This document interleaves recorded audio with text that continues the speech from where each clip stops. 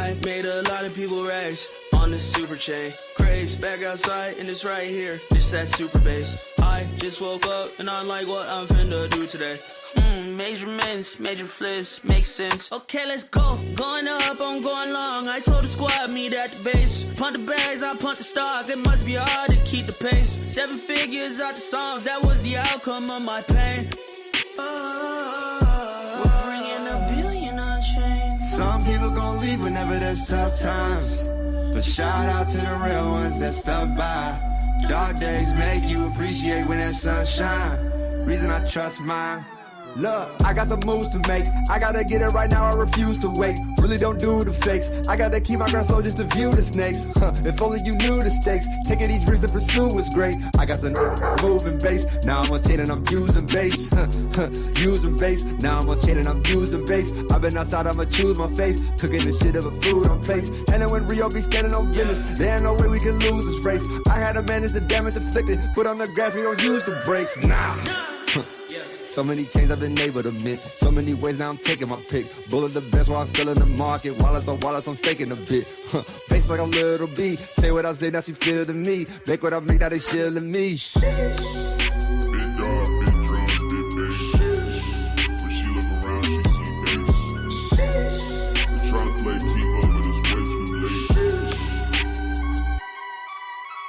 Onchain is the next online.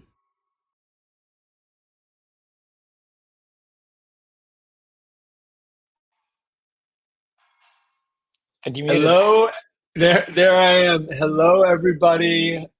My name is Jesse Pollock. I'm your host of Onchain Stories. Super excited to be here on this Friday, and I'm excited to be joined by Billy, who's the creator of Kudu. Billy, welcome. Hey, thanks for having me, Jesse. Happy Friday. Yeah, and thanks for making time for this. I know you just got off a flight from Lisbon, and I want to hear a little bit more about your experience there. But maybe the way we can start is just hearing a little about you and your journey on chain over the last many years. Sure. So my background begins actually in kind of the art world. I studied film and electronic art and was working as a studio artist and moved to Berlin from New York. And a lot of the work was sort of based in ideas of technology. I was part of this kind of surf club era in New York, and another term is used is post-internet art. Basically, like all art becomes internet art when, the internet is everywhere, and, you kind of can't make art that's not aware of the internet or something like that was sort of the idea, sort of 2013 era, and started making some kind of a game thing. I didn't really know what it was, and it was called Clover's Network. And then I realized like the mechanic that was inside of this was what blockchains were. And I was like, oh, that's what blockchains are. Now it all sort of makes sense. And so I tried to build it as a Bitcoin thing back in the day, and it was too hard. I just gave up. And then when I saw my first Ethereum Hello World smart contract in 2017, I was like, oh, that thing, I can make it now. And so I went really deep learning Solidity. And this was pre-NFT, so I called them unique digital assets. It was like kind of a weird proto-NFT.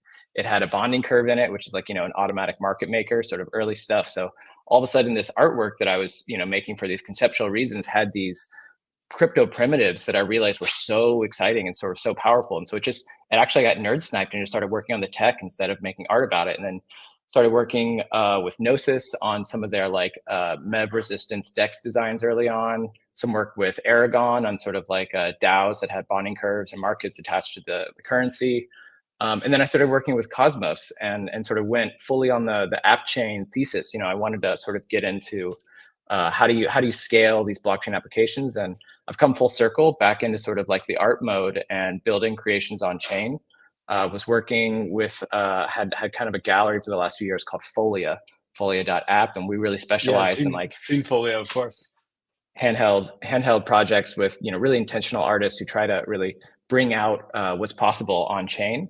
And that's sort of, been a great sort of creative outlet while I was going down all these sort of purely crypto areas. And just been excited to sort of come full circle and put all of my energy right now back into sort of on-chain creations and trying to find like, where do things blur between art and games? And that's what I was in Lisbon for. It's the Autonomous Worlds Hackathon. So I think that banner has really represented what I think is exciting today.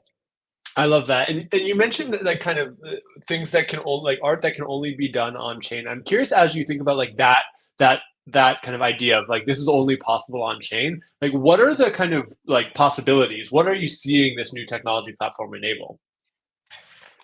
Well, I think it's similar to how you see like game theory stuff finally being enactable on a blockchain. You know, like game theory, the thought has existed for a long time, but in a way, like to execute like game theory situations, you need like a like a trusted third party. You know what I mean? And you know, blockchains became this place where like, oh, actually now we can just like run these experiments and they sort of self execute. We have like a neutral ground to sort of really see what happens here. And I think that same sort of framework, you know, has applied to like the history of art, where there's conceptual art, there's sort of art as instructions, et cetera, sort of self-replicating art or things like that. But it always sort of like relied on sort of a mediation in a way that you know, sometimes added to the artwork for sure.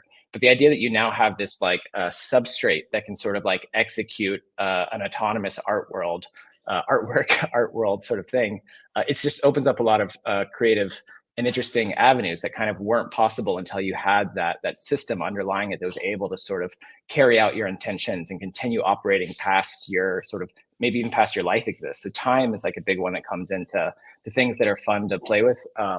David Rudnick did a piece on Folia, and it has, God, I'm gonna forget the number now, I think 11 pieces, but the first one came out in an hour, second one came out at hour 2, and then it was hour 4, and then just kept going up. And so the last one was maybe a year or 2 ago, and the next one's like in 3 years, and then it'll be like 8 years, and it goes on for 75, 80 years. So it's like this artwork where the editions get released in longer and longer durations. And you know, you can't rely on a gallery to sort of execute that vision, Right. or even like the lifetime of an artist to be able to carry out that. You know, it'll live past them. You might not even ever see the work themselves because, you know, you need this other system to sort of take care of that.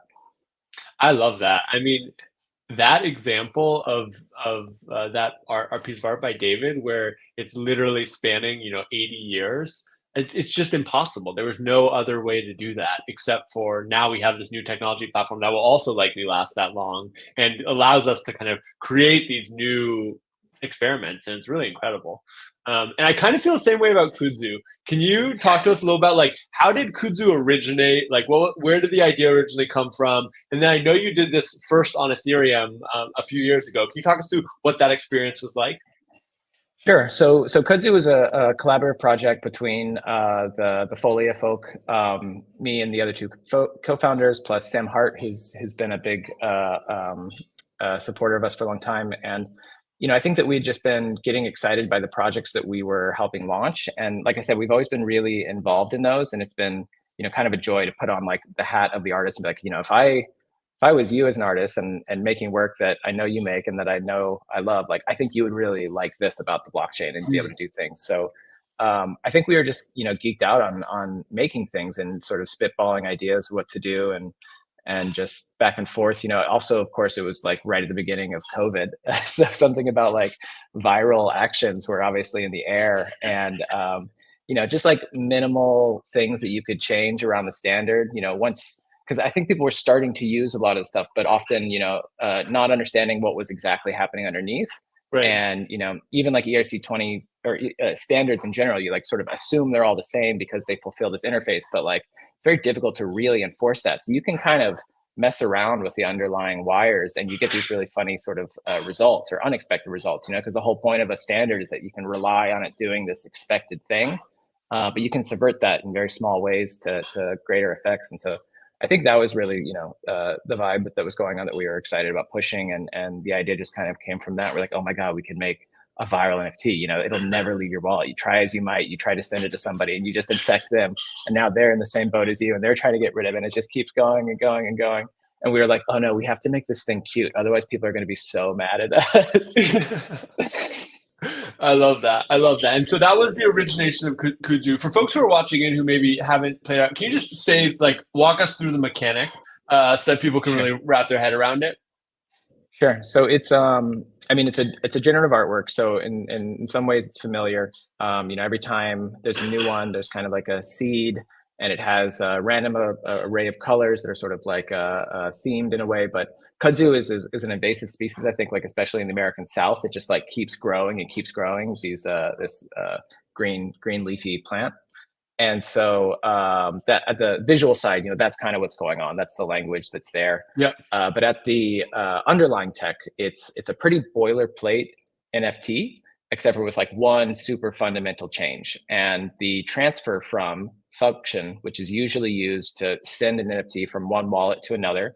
It's also what's used in like OpenSea when you sell it. The transfer function is the marketplace is doing it for you, but it's moving it from one wallet to the other.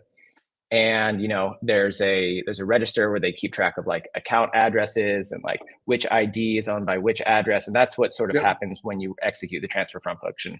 So we just kind of ripped all of that out. We kept the sort of the name of it, and so it looks like it's doing what it's supposed to do, and then we just change it so that every time you do it, instead of moving it from your account to somebody else, stays where you are and then just mints a new one to that person that you're trying to send it to. We also do some stuff like where we keep you from being able to mint to the same address twice. So you can only ever have one kudzu. And then the kudzu has these traits. So it has eyes and mouths, and it's kind of genetic too. So when you move it, it takes the block hash as like randomness, and it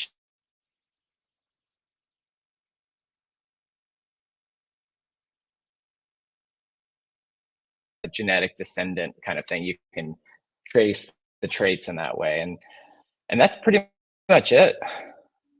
I love it. It's such a cool mechanic. And I know you originally did this on Ethereum. What was the experience like doing it on Ethereum from like a kind of usability perspective? God, I mean, it was really exciting because you deploy things to mainnet, and that's always just like giddy in itself. And we're like, oh my God, this thing could really spread in a crazy way. But of course, like that summer was big NFT summer. There was just tons of things that were really maxing out gases, and all of a sudden the gas prices were like hundreds of gwei. And if you're familiar with that as a term, it means that you're paying like $100 to do anything, like minimum. And so transferring an NFT, which is like should be this small benign thing, especially the whole point of this is like a small gesture that can keep going. All of a sudden it was like, oh God, people are paying $50-$100 to do this. This is totally impossible. I mean, despite that, it spread. That was what was also pretty exciting about it, is that it was compelling enough to like overcome that. And there were dips. Even the gas was cheap again, people would be able to do it a lot easier. And I think I did a little number crunching for this and saw that it was either 7 ETH or 11 ETH has been spent on all transaction costs from the mainnet Ethereum. And then I went and looked at the base block explorer to see how much ETH it was costing to send them, and then reverse engineered that. And I mean, it's some real table napkin math, but I got we were able to do, I think, 700 times on mainnet for that number, and on base it would be 27 million times we'd be able to infect people for the same amount of Ether. I mean, just absurd. That's pretty incredible. So the same kind of piece of art could reach 700 people on Ethereum for 11 ETH, which is pretty expensive. I mean, that's at the current prices. Yeah. That's like whatever, $40,000, $50,000, and those same 11 ETH, those same $50,000 would let this piece of art reach 27 million people on base. And that's not even selling it. That's just for the transfer costs. It's like it was always a free mint. You can't buy something like this. It's incredible, and it really is a testament to kind of like how far we've come as an industry from a technology perspective, where these tools are just so much easier for the average person to use and so much more accessible to people who want to be experimenting with them. So if people are interested in trying out Kudu, how do they do it? Like, what's the best way for them to participate in this viral experiment? Yeah, so I mean, of course, there's like a 0 to 1. If you don't know anybody who has a kudzu, it's very difficult to like get infected, which is why I was suggesting if you wanted to leave your ETH address in the Twitter post, I can start there. The one thing I ask is that if you get infected, make sure you return the favor and go and infect somebody else. Find a friend. Infect at least one person. Find a friend. Exactly. Let's see if we can beat the growth on Ethereum on base. But there's actually kind of some clever other ways to get infected. So last time, Austin Griffith, who's at the Ethereum Foundation, doing amazing stuff with ETH Scaffold and stuff, really bringing developer-friendly tooling to a lot of people. He made a smart contract, which was an auto infector. So the smart contract itself got infected, and then it had a method where you could just go to the smart contract and like, hey, I want to be infected. I don't know anybody. I don't have any friends, but will you help me out? I pinged him this morning, and he's working on it right now. He's deploying it. So we'll be able to post a link for that. If you really are not, if for some reason I'm not able to reply, or you can't find anybody from these things, you know, there's always going to be this self-infection method through clever uses like that.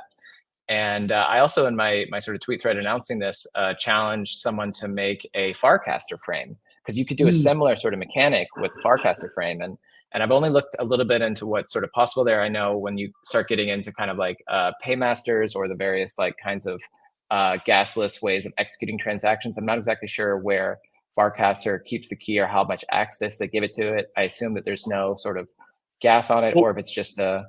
With the new Farcaster transaction spectrum frames, you could just have them call Austin Griffith's contract.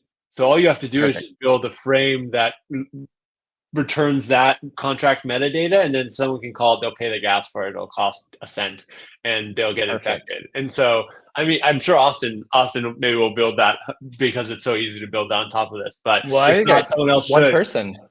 I already got one person who said that they're going to try. I mean, it's maybe a race now who's going to be able to do it first. Who's going to build the first Kudu infection frame?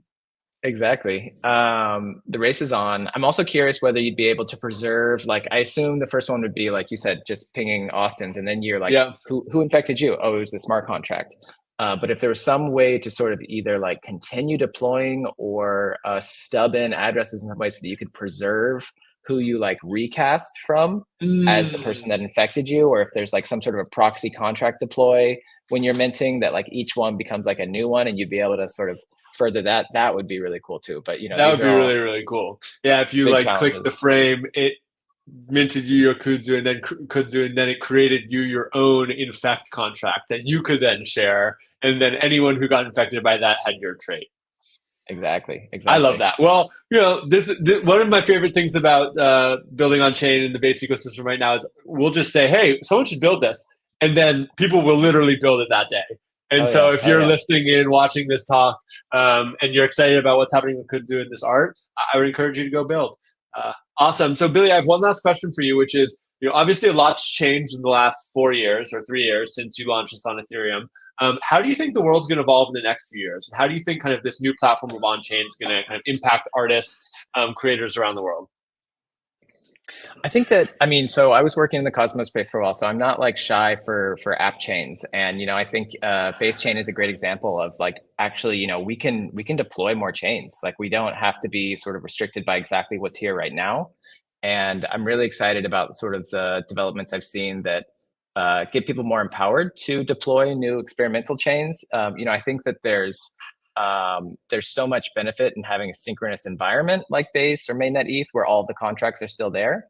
But with a lot of the developments on asynchronous communication, far out stuff becomes possible. So, you know, really specific chains, maybe if it's just like, my new favorite is, you know, Cosmos is like completely custom from every single point. And then, you know, like, let's say the base stack is like pretty much the same, but like it works, you get a lot of benefit out of the scaling. I feel like there's this middle ground that we're going to start seeing in the next few years, which is like minimum viable app chain. And it's going to really push custom pre-compiles. So it's like mostly the same as Ethereum. You have all the interface and things like that, but the chain has like actually very different capabilities at the sort of lower level smart contract where you can sort of delegate functions that you would just never really be able to do on a mainnet, or one that like opens up risk factors, but only really makes sense in a very specific context. You know, like you wouldn't want this necessarily as a generalized platform, but I think we're going to see some really cool, weird stuff come out of that kind of formula.